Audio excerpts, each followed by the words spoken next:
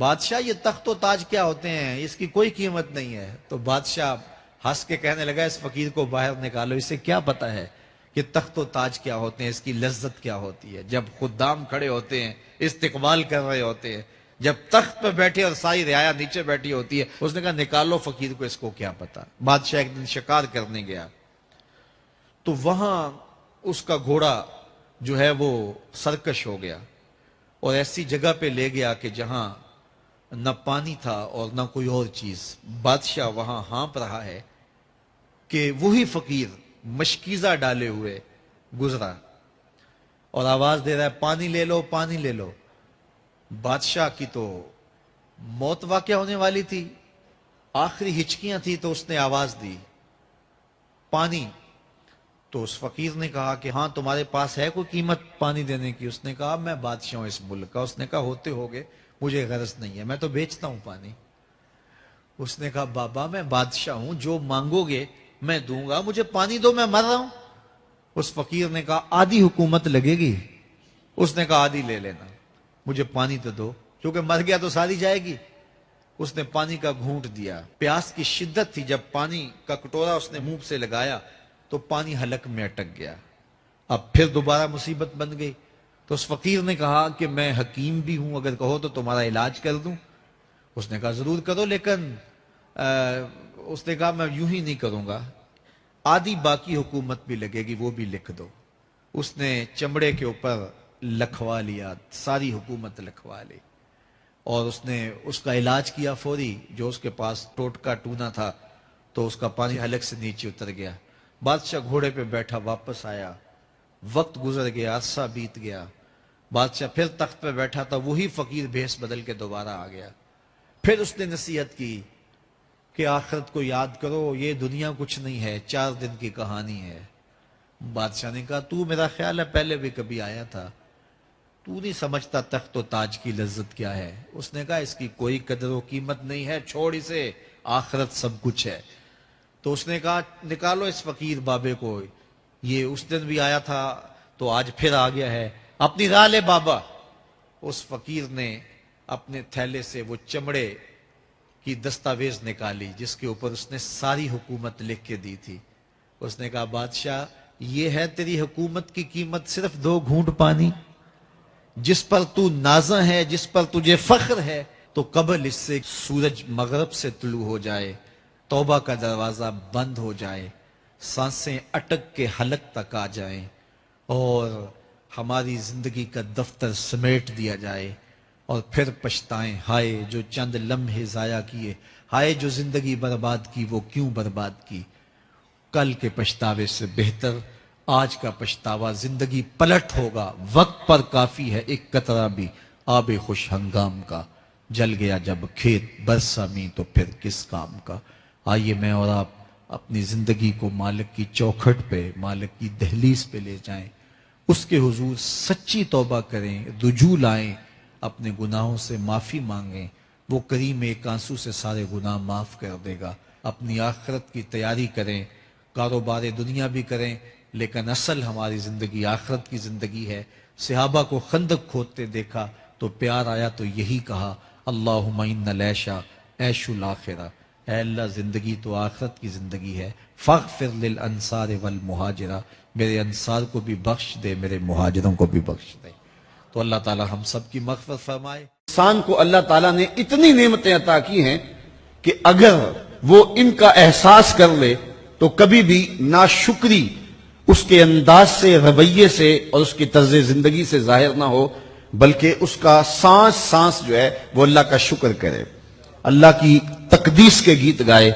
لیکن یہ انسان ناشکرہ ہے۔ وَإِنَّهُ عَلَى ذَلِكَ لَشَهِيدٌ، اس پر اسے کوئی خارج سے گواہی کی ضرورت نہیں ہے، وہ خود اس پہ گواہ ہے، اسے خود پتا ہے کہ میں کتنا ناشکر۔ ذرا اندر اتر کے دیکھے تو اس نے کیا اس کی نعمتوں کا شکر ادا کیا ہے، اس کی کتنی بڑی نعمتیں ہیں حضرت انسان کو۔ انسان غور کرے، تدبر کرے۔ میں کئی دفعہ یہ بات بتا چکا ہوں، میرا ایک ملنے والا ہے، پیر بھائی ہے، تو اس کو مسئلہ کیا ہے کہ یہ جو منہ میں لعاب آتا ہے اس کی مقدار کم ہے۔ تو بنیادی طور پہ وہ لیکچرار ہے، تو اس نے روز جو ہے وہ طلباء کو لیکچر دینا ہوتا ہے تو 15 منٹ نہیں بول پاتا کہ منہ خشک ہو جاتا ہے. اب ہم نے کبھی اس کو نعمت سمجھا؟ یہ جو منہ میں لعاب آتا ہے ہم کہتے ہیں کہ یہ ایک مصیبت ہے, تھوکتے رہتے ہیں, لیکن اگر اس کی مقدار کم ہو تو زندگی اوکھی ہو جائے. یہ نظام انہضام پہ بھی اثر انداز ہوتا ہے, اور پھر اس کی بینائی بھی کمزور ہو گئی, ایک آنکھ کی بینائی تو بالکل ختم ہو گئی. مرض کیا ہے, مسئلہ کیا ہے, کون سی نعمت کم مل رہی ہے؟ پانی نہیں مل رہا, مل رہا ہے. آکسیجن نہیں مل رہی ہے. گردش خون جاری ہے. کمی کیا ہوئی؟ کبھی سوچا بھی نہیں ہم نے. لعاب کی مقدار ضرورت سے کم ہے تو زندگی مشکل ہو گئی. انسان یہ لعاب جس کی اہمیت تیری نظر میں کوئی نہیں, یہ کم ہو تو پھر زندگی عذاب بن جائے. تو اللہ نے جو تجھے نعمتیں دی ہیں اگر وہ نہ ہوں تو پھر بتا زندگی کیسے گزرے. تو انسان کو اتنی نعمتیں دی ہیں اللہ نے, اتنا کچھ عطا کیا ہے. اوناسس نامی دنیا کا امیر ترین شخص تھا, اس کی آنکھوں کے پپوٹے کام کرنا چھوڑ گئے. یہ آٹومیٹک سسٹم رب نے لگایا ہوا ہے, ادھر سے تنکا اڑا, ادھر آنکھ بند ہو گئی. اب ڈاکٹر سلوشن ٹیپ لگا کے اس کی آنکھ کھولتا تھا اور جب سوتا تھا تو ٹیپ لگا کے بند کر دیتا تھا. کسی نے اس سے پوچھا کہ زندگی کی سب سے بڑی آرزو, کہا کاش اپنی آنکھیں اپنی مرضی سے کھول سکوں. کہا اس کے لیے کوئی قیمت پیسے دینے پڑے تو کتنے دے گا؟ کہا ساری دولت لگا دوں گا. کبھی ہمیں یہ احساس ہوا؟ بہت سارے لوگوں کو آج پتا چلا ہوگا یہ بھی ایک سسٹم ہے, ایسا ہے رب نے قدرتی لگایا ہوا ہے, اس پر کوئی بل ہی نہیں کبھی آیا.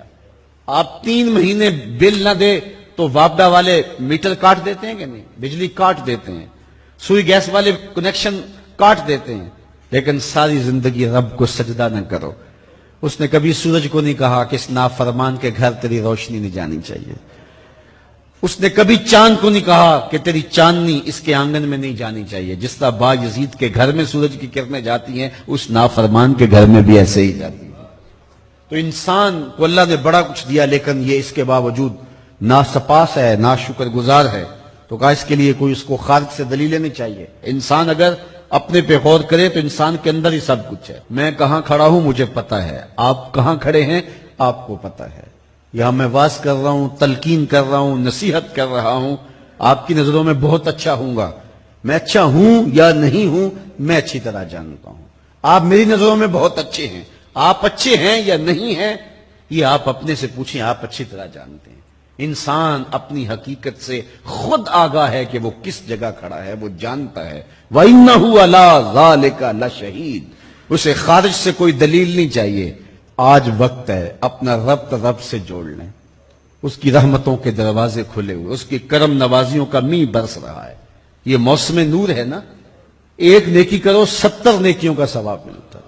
کرم نوازیوں کی برکھا برستی ہے. وہ ایک فقیر تھا, وہ بازار میں کھڑا رو رہا تھا. کسی نے رک کے پوچھا, کہا بابا کیوں رو رہے ہو, کیا ہوا ہے تمہیں؟ کسی نے مارا ہے, تنگ کیا ہے, بھوک کی شدت ہے, کیا ماجرا ہے؟ کہا نہ بابا یہ میرے مسئلے نہیں ہیں. کہا پھر کیوں کھڑے ہو؟ وہ مجذوب تھا. کہنے لگا میرا پروگرام بنا کے بندوں کی اور رب کی صلح کروا دوں. تو کہا پھر کیا ہوا؟ کہا وہ تو مانتے ہیں یہ نہیں مانتے. وہ تو کہتا ہے لے آئے نے میری دہلیز پہ, ایک آنسو سے سارے گناہ معاف کر دوں, لیکن یہ میری سنتے ہی نہیں ہے. ایسا پیار ہو گیا دنیا سے, میری بات ہی نہیں سمجھتے. میں انہیں سمجھاتا ہوں, آگے سے مجھے پتھر مارتے ہیں. میں ان کی خیر کے لیے ان کو کہانی سنا رہا ہوں, میاں یہ دنیا عارضی ہے, لیکن یہ مجھے گھور گھور کے دیکھتے ہیں. مجھے ان کی عقل پہ رونا آ رہا ہے. وہ کہتا ہے لے آ میری چوکھٹ پہ, ابھی معاف کر دوں گا, ایک آنسو سے سارے گناہ دھو ڈالوں گا, سمندر کی جھاگ کے برابر بھی گناہ ہیں تو مٹا ڈالوں گا. لیکن یہ سمجھتے نہیں ہیں. خیر وہ چلا گیا. اگلے دن گیا تو قبرستان کے قریب سے گزرا تو وہ فقیر وہاں کھڑا رو رہا تھا. تو وہ پھر رو گیا. کہا بابا عجیب کہانی ہے تیری, بازاروں میں بھی روتا ہے اور قبرستانوں میں بھی روتا ہے, آج کیا مسئلہ ہے؟ کہا آج بھی میرا کل والا ہی مسئلہ ہے. کہا آج کیا مسئلہ ہے؟ کہا آج میں ادھر آیا تھا کہ ان کی اور رب کی صلح کروا دوں. تو کہا آج پھر کیا بنا؟ کہا آج یہ مانتے ہیں وہ نہیں مانتا. تو قبل اس سے کہ وہ وقت آئے کہ پھر وہ نہ مانے, آج لے ان کی پناہ, آج مدد مانگ ان سے, کل قیامت کو نہ مانیں گے اگر مان گیا. تو یہ تھوڑا وقت ہے زندگی کا, اس زندگی کو غنیمت سمجھے. آفاق کے ہر ہر گوشے میں قرآن سنا کر دم لینا، اب رکنا نہیں، اب تھمنا نہیں، فردوس میں جا کر دم لینا، آفاق کے ہر ہر گوشے میں قرآن سنا کر دم لینا، اب رکنا نہیں، اب تھمنا نہیں۔